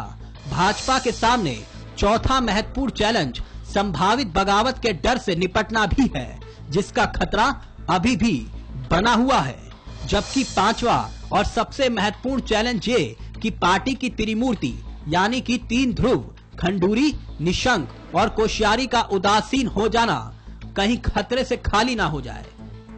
और इसका संकेत साफ साफ पार्टी के घर पर मंडरा रहा है, मगर पार्टी नेता चुनाव की तैयारियों में खुद को एकजुट बता रहे हैं। धर्मेंद्र प्रधान जी हमारे राष्ट्रीय नेता हैं और हमारे चुनाव के प्रभारी भी हैं, और पिछले चुनाव में भी वो चुनाव के प्रभारी थे। तो निश्चित तौर पर एक जीवंत पार्टी होने के नाते जो भी पिछला चुनाव होता है, पार्टी उसमें क्या कुछ कमी रह गई होगी इसको देखती है, उसका विश्लेषण करती है। तो प्रधान जी का स्टेटमेंट भी इसी परिप्रेक्ष्य में था कि पिछले चुनाव में जो कुछ हुआ उसको देखते हुए आगे क्या कुछ करने की जरूरत है, इस बारे में विचार होगा। हमारी पार्टी लोकतांत्रिक पार्टी है, गलतियों से हम लोग सीखते हैं। इसमें गलती नहीं होती, सरकार हमारी आ गई होती ना, तो कुछ लोग उनको लगा होगा, हमारे पहले भी प्रभारी रहे हैं, कुछ गलतियां जो उनको दिखी होंगी उसके परिप्रेक्ष्य उन्होंने कहा होगा, उसका सुधार होगा, इस बार सत्ता में लोग आएंगे। क्या क्या गलतियां आप देख रहे हैं? देखिए, ये मैंने कहा ना, प्रभारी के नाते उनको जो लगा होगा उन कमियों को कम दूर करते हुए आज पुनः हमारे प्रभारी है, निश्चित रूप से सरकार लाएंगे हम लोग। चलिए, बीजेपी पुरानी गलतियों से सीख लेती है या फिर उसको दोहराती है, अब ये तो वक्त तय करेगा।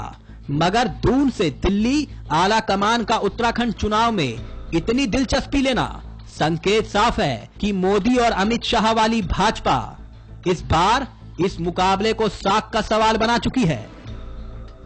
कैमरामैन राजन बड़ोला के साथ प्रवीण कुमार, जैन टीवी, देहरादून। एक बिल्कुल छोटा सा ब्रेक ले रहे हैं। ब्रेक के उस पार जब लौटेंगे तो अब दिखाएंगे आपको राजकुमार ठुकराल साहब हमारे साथ जुड़े हुए हैं, उनका क्या कुछ कहना है इस सबक और सीख को लेकर जिसका अब जिक्र धर्मेंद्र प्रधान करेगा। एक छोटा सा ब्रेक, जल्द हाजिर हो रहे हैं।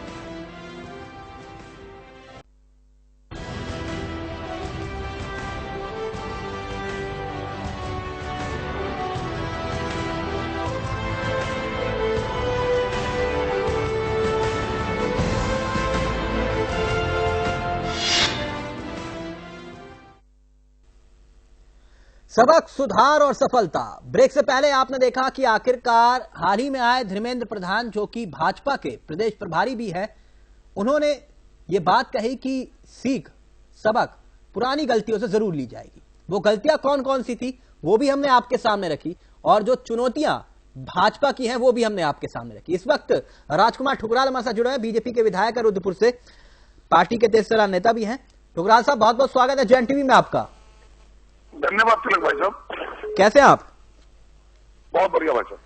सर, धर्मेंद्र जी कह गए कि हमने पुरानी गलतियों से सीख लेनी है।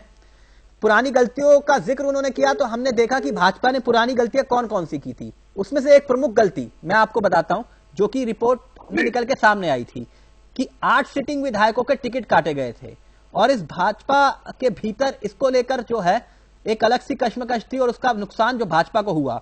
इस बार धर्मेंद्र प्रधान शायद ये संकेत दे रहे हैं कि सिटिंग गेटिंग के फॉर्मूले पर ही अमल किया जाएगा। आपकी प्रतिक्रिया? जी, मेरा ये मानना है जी, हम 31 विधायक जीत के आए थे। एक विधायक विज्ञा किरण मंडल, हमारे 2 माननीय विधायक सांसद हो गए, और 2 विधायक हमारे और दिख गए, राम सिंह भंडारी और भीमलाल आर्या। अब हम 26 विधायक पार्टी के साथ खड़े हैं, और पार्टी ने जिस मोर्चे पे लगा दिया हम डट के लगे हैं। और पार्टी बहुत सोच विचार के निर्णय लेती है। पार्टी जो करेगी हम उसके साथ खड़े हैं। पिछली बार जो गलती हुई, आदरणीय भुवन चंद्र खंडूरी जी वो चुनाव लड़ गए कोट द्वार से। अगर वो देहरादून की किसी भी सीट में चुनाव लड़ जाते तो निश्चित रूप से जीतते। आज राजनीतिक परिदृश्य कुछ और होता। आज उत्तराखंड में बीजेपी और केंद्र में बीजेपी दोनों का तालमेल होता। अब यहाँ स्थिति यह है कि 25,000 करोड़ का पैकेज देने के बाद भी नहीं, मैं अभी उस पर नहीं जा रहा। मैं अभी आपके घर की बात कर रहा हूँ। मोदी जी को कोसती रहती है। नहीं, मैं उस पर नहीं जा रहा। लेकिन मेरे सवाल का जवाब नहीं दिया ठुकराल साहब। मेरा सवाल ये था कि अगर भाजपा पुरानी गलतियों से वाकई में सीख लेती है तो इस बार कम से कम सिटिंग विधायकों के टिकट नहीं कटने चाहिए। ये बात धर्मेंद्र प्रधान संकेत दे रहे हैं। जो भारतीय जनता पार्टी को बेचता है या बीजेपी से गद्दारी करता है या अपनी इस महज स्वार्थ सिद्धि के लिए भाजपा में है, ऐसे व्यक्ति को टिकट कभी नहीं मिलना चाहिए। अवसरवादिता से दूर रहकर बिल्कुल राजनीतिक नहीं, जिन्होंने जाना था वो तो चले गए ना ठुकराल साहब। जिन्होंने जाना था वो तो चले गए ना। जिन्होंने जाना था वो तो चले गए ना जी। हाँ, तो अब कौन बचा? कोई है अभी भी? नहीं, अभी ऐसा कोई नहीं है। अभी 26 के 26 पवित्रता से भारतीय जनता पार्टी के साथ खड़े चट्टान की तरह हर मोर्चे पर। अच्छा, तो उनको तो मिलना चाहिए ना टिकट, धर्मेंद्र प्रधान अगर कह रहे हैं। बिल्कुल 100% वो परीक्षा की घड़ी में पास उतरे हैं, जिन्होंने संकट की घड़ी में भाजपा के साथ खड़े हुए हैं। वो भाजपा जिसके कमल के फूल से हमारी पहचान है। हमने कमल के फूल को रौंदा नहीं, कमल के फूल को उठाने का प्रयास किया। और ऐसे लोग जिन लोगों ने भाजपा के टिकट पर पहचान बनाई और बीजेपी को बेचा, ऐसे नीच व्यक्तियों को कभी टिकट नहीं मिलना चाहिए। तो यानी सिटिंग गेटिंग के फॉर्मूले पर अमल करना चाहिए कुल मिलाकर, आप भी मानते हैं? नहीं, मैं तो सहमत हूँ। मैं सहमत हूँ। जिसने पाप किया, जिसने दुष्कर्म किया, वो उसके सामने आएगा। अच्छा, आप एक बात और कि जी, आपने कहा कि जो कुछ है वो सिटिंग गेटिंग पर भी आप भी इस बात पर सहमत हैं, मगर यहाँ एक बात और है। 2012 के राजनीतिक हालात और 2017 के राजनीतिक हालात दोनों अलग अलग। इस बात से तो आप भी सहमत हैं? ऐसी स्थिति में वो बागी जो सब कुछ छोड़ के आए, आप लोगों की नजर में त्यागी हैं, अब उनको कैसे टिकट दिया जाए, ये भी एक सवाल खड़ा होता है। आप तो खुद कार्यकर्ता रहे हैं ना बीजेपी के। एक मिनट ठुकराल साहब। 10 लोगों को भाजपा में लिया है। हाँ, और भाजपा में लिया तो बहुत सोच विचार के लिया होगा। अब उसमें सर्वेक्षण सबसे महत्वपूर्ण 3 सर्वे होंगे भारतीय जनता पार्टी के। उस सर्वे में जो जीत रहा होगा उसको टिकट दिया जाएगा। हाँ, तो आप मानते हैं ना कि बागियों को कम से कम उस सर्वे की अग्नि परीक्षा से गुजरना चाहिए? बिल्कुल गुजरना चाहिए। बिल्कुल। भाजपा की सरकार कैसे बनेगी? अगर 70 में से 47 सीटें में चाहिए, कैसे मिलेंगी? उस सर्वे के आधार पर मिलेंगी। हमारा कोई भाई भतीजावाद नहीं है। सिर्फ भारतीय जनता पार्टी ऐसी पार्टी जिसमें लोकतंत्र जिंदा है। अपनी बात कहने का अधिकार है बीजेपी के अंदर, कांग्रेस में नहीं है। तो ऐसे में क्या आप अपने जो बागी साथी हैं, माफ करिएगा त्यागी साथी हैं जो आपके, आप उनको कहेंगे ना कि अग्नि परीक्षा से गुजरना चाहिए? अगर पार्टी का सर्वे उस आधार पर नहीं आता कि आप वहां से मुकाबला जीत रहे हैं तो पार्टी आपको टिकट नहीं देगी, आप भी मानते? देखिए, राजनीतिक रूप से हर व्यक्ति परिपक्व है, मैच्योर है। ये उनको भी मालूम है कि क्षेत्र में हमारे हालात क्या हैं, और उस व्यक्ति को भी अपना आत्ममंथन करना चाहिए। ओवर कॉन्फिडेंस में नहीं रहना चाहिए, चाहे स्वयं मैं क्यों ना हूं। जो व्यक्ति ओवर कॉन्फिडेंस में होता है वो हमेशा डूबता है। पार्टी का सर्वे, हमारा व्यक्तिगत सर्वे, इंटेलिजेंस का सर्वे, उस सर्वे के आधार पर हमारी समाज में क्या पोजीशन है, इन त्यागियों में से करना चाहिए। इन त्यागियों में से ओवर कॉन्फिडेंस में कौन दिखाई दे रहा है आपको? नहीं, हमें तो कोई दिखाई दे रहा। अरे मेरी भारतीय जनता पार्टी जो इस महासंग्राम को लड़ने जा रही है वो बहुत विचार मंथन कर रही है। मंथन के बाद जो समुद्र में से निकलेगा अमृत, वो अमृत 70 सीटों पर बिखेरा जाएगा और 70 सीटों में से अधिकांश विधायक भारतीय जनता पार्टी के आएंगे। अभी वैचारिक मंथन चल रहा है। रोज दिन रात मेरी पार्टी के सीनियर लीडर मंथन कर रहे हैं। मंथन में अमृत के साथ साथ विष भी निकला। ठुकराल साहब, मैंने कहा मंथन में अमृत के साथ साथ विष भी निकला, लेकिन इस विष को कौन पिएगा? ये विष तो जिसको बटना हो बच चुका। जिन लोगों ने आत्महत्या की है, चाहे दान सिंह भंडारी हो, भीमलाल हो, किरण मंडल हो, आज किरण मंडल की क्या पोजीशन है, आज दान सिंह भंडारी की क्या पोजीशन है? उनका छोड़िए सर, दर की ठोकरें खा रहे हैं। उनका छोड़िए जो आप लोगों के लिए सब कुछ छोड़ के आए उनका जिक्र करिए। उनका छोड़िए जो चले गए, जो आप लोगों के साथ खड़े हैं, जो सब कुछ छोड़ के आए। 18 मार्च को विधानमंडल के पटल पर आए, बीजेपी के साथ खड़े हुए, उन्होंने लोकतंत्र का गला घुटता हुआ अच्छा मेरे को चलते ठुकराल साहब चलते मेरे पास समय नहीं है, मेरे को जल्दी से बाइंड अप करना है। चलते 2012 की कोई ऐसी चूक जो इस बार नहीं दोहराई जानी चाहिए आपकी नजर में? 2012 में जो हमसे गलतियां हुई हैं, उन गलतियों में एक तो ये जो खंडूरी साहब की सीट थी वो गलत चयन हुआ। हाँ। और उस समय जिस व्यक्ति ने पूरे चुनाव के अंदर हमारे साथ गद्दारी की, उस ऐसे व्यक्ति को पूरे उत्तराखंड राज्य की 70 सीटों पर कहीं भी टिकट नहीं मिलना चाहिए। अच्छा, तो मिल कहाँ रहा है? अब तो जिन्होंने आपने कहा कि गद्दारी की वो तो अब चले गए, अब बचा ही क्या? हाँ, तो अब और तो कुछ नहीं है ना। बचा कोई नहीं है, लेकिन जिसके अंदर काम करने की इच्छा शक्ति नहीं है, ऐसे व्यक्ति को भाजपा को आगे नहीं बढ़ाना चाहिए, मेरा ये मानना है। नाम बताइए ना। नहीं, नाम कैसे बता दूं मैं? तो सब मेरे संगठन को सब मालूम है। अच्छा, मेरे संगठन को ऊपर तक सब मालूम है, कौन गद्दार है, कौन क्या है, किसकी पीएं कहाँ बनी हुई है। सिटिंग विधायक है कोई? ना, ऐसा कुछ नहीं। अच्छा, पदाधिकारी विधायकों में कोई ऐसा नहीं है। पदाधिकारी है कोई? हाँ। अच्छा, और बागियों में से कोई? ना, ऐसा कुछ नहीं, ऐसा कुछ नहीं। अच्छा, खाली पदाधिकारी हैं? ना, पदाधिकारी भी कैसे कह दूं? जो लोग जिन्होंने पाप किया है वो दिखाई दे रहा है। हाँ। भाई जहर बोगे तो जहर प्राप्त होगा ना, अमृत बोगे तो अमृत प्राप्त होगा। नहीं, वो तो आपने कहा ना कि हमारी राजनीतिक माँ है। एक माँ वो जिसने मुझे पैदा किया, एक माँ वो जिसने मुझे राजनीतिक जन्म दिया। जो राजनीतिक जन्म देने वाली मेरी भारतीय जनता पार्टी है, उससे गद्दारी करने का मतलब आत्महत्या करना। ये बात तो फिर सब पे लागू होती है ठुकराल साहब। नहीं, जो मेरी बात सुनो। नहीं, पराकाष्ठा जब नहीं, आपने कहा अगर जिस राजनीतिक पार्टी ने जन्म दिया, नहीं, ये बात तो सब पे लागू होती है, ये बात तो उनपे भी लागू होती है। आपके साथ आए त्यागी, आपके साथ आए त्यागी, जो आपको छोड़ के जाए वो गद्दार, ये परिभाषा अलग क्यों? मिलने के लिए टाइम नहीं। राहुल गांधी देश के गद्दारों से मिलते थे। जवाहरलाल नेहरू यूनिवर्सिटी के कन्हैया से मिलने के लिए टाइम है राहुल गांधी के पास। अपने विजय बहुगुणा, अपने हरक सिंह रावत के लिए टाइम नहीं है। तो ऐसी अवस्था में आदमी क्या करेगा? आपने तो मेरी बात को समझा नहीं। मैंने तो सिर्फ संकेत दिया था, आपने तो नाम भी ले लिए। जी, आपने तो नाम भी ले लिया ठुकरा साहब, मैंने तो नाम भी लिया किसी का। जी। चलिए, बहुत बहुत शुक्रिया आपका, बहुत बहुत शुक्रिया। राजकुमार ठुकराल हमारे साथ जुड़े हुए थे। आइए सर, अब आपको दिखाते हैं कि भाजपा यहां सबक सीख लेने की बात कर रही है, वहां कांग्रेसी कैसे कटाक्ष कर रहे हैं, अब उस पर भी गौर फरमाएं। भाजपा 2012 की गलतियों से सबक लेकर 2017 के चुनावी रण में उतरने को तैयार हो रही है। यानी उसे मालूम है कि चूक कहां से हुई, मगर हकीकत यह है कि इस बार की परिस्थितियां 2012 से बिल्कुल जुदा हैं। बीजेपी इस बार चेहरे पर नहीं, बल्कि कांग्रेस इस बार चेहरे को सामने रखकर चुनाव लड़ रही है। इसके साथ साथ 18 मार्च की वो घटना इस बार के चुनाव में अहम मुद्दा है, जो कि हार और जीत तय करेगी। अब आवाम की नजर में उस सियासी दुर्घटना का दोषी कौन है, वो अपने वोट से साफ करेगी।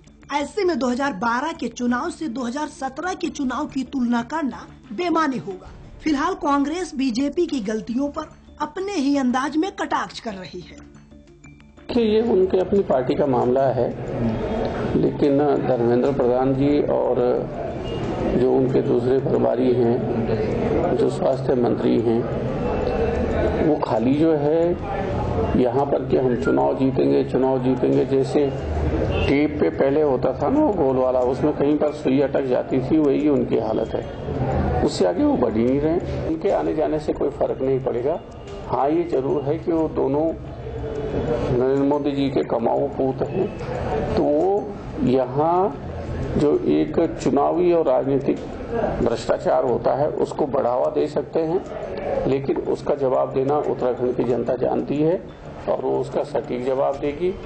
और यहाँ उत्तराखंड के मतदाता के आशीर्वाद से, सेवा भाव से जो कांग्रेस ने काम किए हैं, 2/3 बहुमत से उत्तराखंड की जनता और 5 साल का सेवा करने का मौका कांग्रेस को देगी। भी कभी किसी गलती से सीख नहीं लेती है, वो अपनी गलतियों को एडजस्ट करने का काम करती है। और मैं समझता हूँ बीजेपी ने चाहे केंद्र में किए हुए वादे जो लोकसभा के चुनाव के समय में उन्होंने देश की जनता से किए थे, उन वादों को आज तक पूरा नहीं किया है। ना देश की जनता को 15-20 लाख रुपए मिले, ना भ्रष्टाचार खत्म हुआ, ना काला धन आया।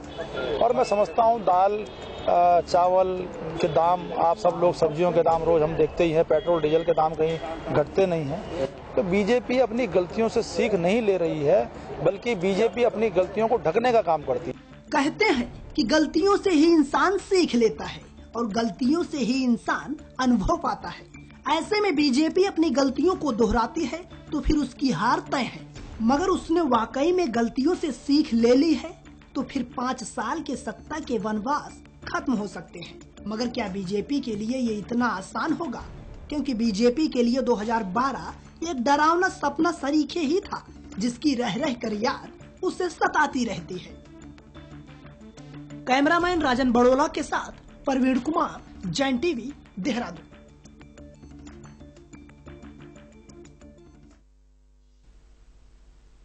तो चलिए एक बार फिर से उत्तराखंड प्राइम के वो सवाल जल्दी से आपको दिखा देते हैं जो सीधे तौर पर इस सियासी मुद्दे से जुड़े हुए हैं। सवाल सबसे बड़ा ये कि क्या वाकई में गलतियों से सीख लेगी भाजपा, जिसका जिक्र धर्मेंद्र प्रधान कर रहे हैं। सवाल यह भी कि 2012 में खंडूरी है जरूरी और 2017 में चेहरा नहीं जरूरी।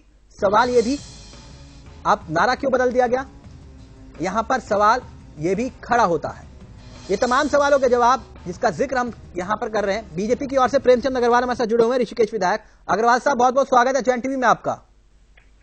धन्यवाद तिलक जी। अग्रवाल साहब, धर्मेंद्र प्रधान जी आए थे हाल ही में, उन्होंने कहा कि 2012 की गलतियों से हमने सीख ली है, सबक लिया है, उन गलतियों को दोहराया नहीं जाएगा। हमने थोड़ी देर पहले ठुकराल साहब से भी बातचीत की, हमने देखा कि 2012 में सबसे बड़ी चूक और सबसे बड़ी गलती 8 सिटिंग विधायकों के टिकट काटना था, और ठुकराल साहब कह रहे हैं कि इस गलती को बिल्कुल नहीं दोहराया जाना चाहिए। आप भी मानते हैं? तिलक जी, पहले तो मैं आपको और आपके माध्यम से पूरे लोगों को दीपावली, गोवर्धन पूजा, भैया दूज और छठ पूजा की बहुत बधाई देना चाह रहा हूँ जी। और दूसरा जो आपने मेरे से सवाल किया, निश्चित रूप से जब एक पार्टी के हमारे वरिष्ठ नेता, आज के केंद्रीय मंत्री हमारे पार्टी में, जिन्होंने पूरा एक जिम्मा निभाया है चुनाव लड़ाने का, और उनको हमारी जिम्मेवारी मिली है उत्तराखंड राज्य के लिए, तो उनका जो कहना है वो बिल्कुल वाजिब लगता है।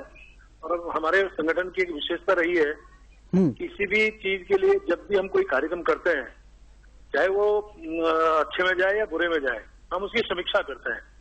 और यदि हार हुई है तो स्वाभाविक रूप से हार से सबक लेके आगामी रणनीति बनाएंगे चुनाव को जीतने के लिए। तो उसी रूप में माननीय धर्मेंद्र प्रधान जी ने जो कहा है, तो स्वाभाविक रूप से उसका जो है लाभ मिलेगा। नहीं, लाभ तो मिलेगा। अगर 8 सिटिंग विधायकों के टिकट पिछली बार काटे गए तो उसका नुकसान कितना हुआ आप बेहतर जानते हैं। अधिकतर सीटों पर कांग्रेस के प्रत्याशी जीत के आ गए। दूसरी बात, अब क्या सर्वे के आधार पर पार्टी को टिकट फाइनल नहीं करना चाहिए, अगर यही आधार बनता है तो? नहीं, सर्वे आज की तारीख में यदि मैं बात करूं तिलक जी, और मैं आपसे क्षमा याचना के साथ कहना चाह रहा हूं, अभी तक जितने सर्वे हुए हैं उसमें भारतीय जनता पार्टी सरकार बना रही है, और हमारे जितने सिटिंग एमएलए सब लोग लगभग जीत के आ रहे हैं। नहीं, तो जब सिटिंग एमएलए जीत के आ रहे हैं तो उनको टिकट एक सर्वे का सच आप जनता के सामने रख दीजिए ना, कि आखिरकार ये आंकड़े हैं, इस विधानसभा सीट पर हमारे ये प्रत्याशी जीत कर आ रहे हैं। क्या भाजपा ये रखेगी सामने?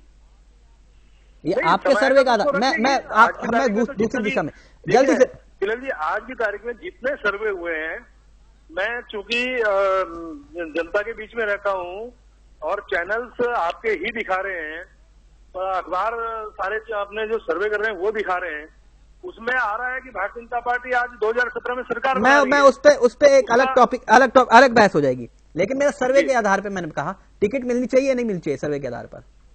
नहीं, मैंने कहा ना सर्वे के आधार पर हमारे सारे सीटिंग एमएलए जीत रहे हैं ना, सारे जीत रहे हैं, तो इसका मतलब ये कि यदि हम सर्वे को भी आधार मान लें तो भी टिकट तो मिल ही रहा है ना। अच्छा, सारे जीत रहे हैं। सीटिंग एमएलए जो है बहुत अच्छा काम कर रहे हैं प्रदेश में। जो हमारे 26 विधायक वर्तमान अच्छा, में हैं, ये तो पूरी बहुत डिटेल है आपके पास। आपके जो 9 त्यागी हैं वो 9 त्यागी जीत रहे हैं। 10 9 त्यागी 10 त्यागी बागी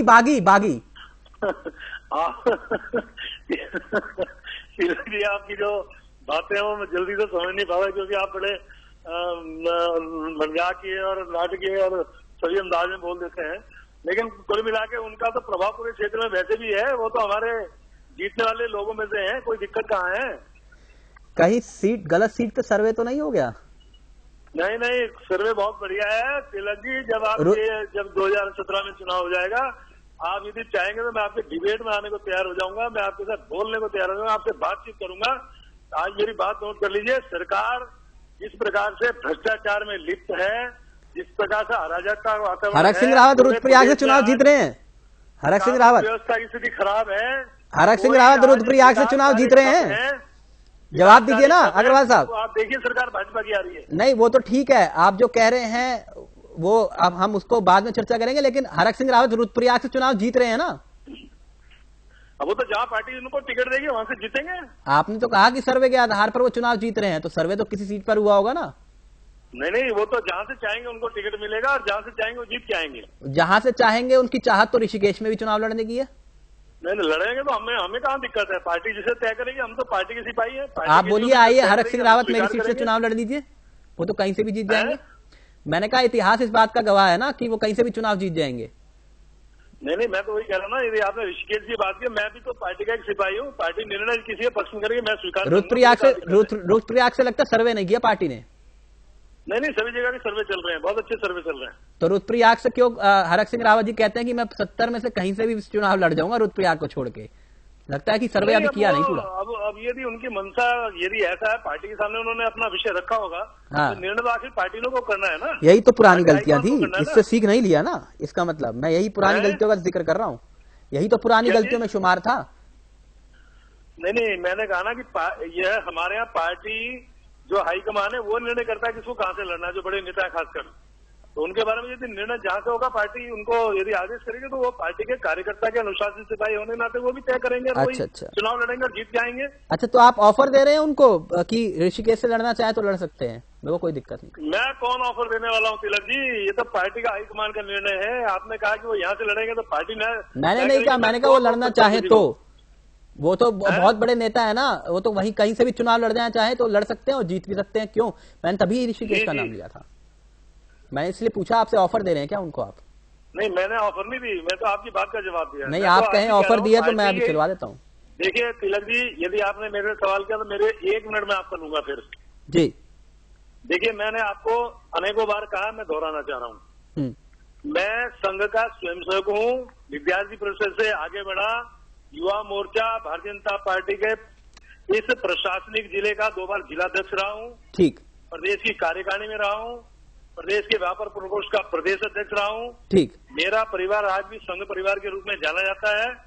हमारे अंदर निष्ठा, अनुशासन ये सर्वोपरि है। जो छोड़ के आए, मैं सीधी भाषा में बोलता हूं, जो छोड़ के आए आपकी पार्टी में शामिल हुए, उनका डीएनए तो कांग्रेसी था। मुझे यही समझा रहे हैं आप? क्या? जो छोड़ के आए उनका डीएनए तो कांग्रेसी था, यही समझा रहे हैं मुझे आप, जो आपकी पार्टी में है? नहीं, मैं तो अपनी बात कह रहा हूँ। आप, मैंने कहा ना, आप तो अंदाज में लेते हो, मैं नहीं जानता, लेकिन मुझे जो आपने सवाल किया, मैं तो अपने बारे में कह रहा हूँ। चलिए, बहुत बहुत शुक्रिया अग्रवाल साहब, बहुत बहुत शुक्रिया आपका। तो यहाँ कहानी बिल्कुल साफ है कि भाजपा अपनी गलतियों से सीख लेती है या फिर नहीं लेती है, ये तो वक्त बताएगा। लेकिन इतना जरूर है कि सबक अगर सीख लिया भाजपा ने तो फिर वाकई में गलती दोहराने का चांस ही नहीं। और ऐसे में अगर गलती नहीं दोहराई तो फिर यह गलती भाजपा के ऊपर भारी पड़ सकती है, क्योंकि यहां भाजपा इन दिनों बागी जनता पार्टी, जो कि सीधे तौर पर पार्टी के पूर्व विधायक इसका नामकरण कर रहे हैं। आप समझ रहे होंगे कहना क्या चाह रहे हैं। फिलहाल उत्तराखंड प्राइम में मेरे साथ इतना ही। कल फिर हाजिर होंगे कुछ ऐसे मुद्दों के साथ। मुझे दीजिए इजाजत। नमस्कार, जय हिंद, जय भारत, जय उत्तराखंड।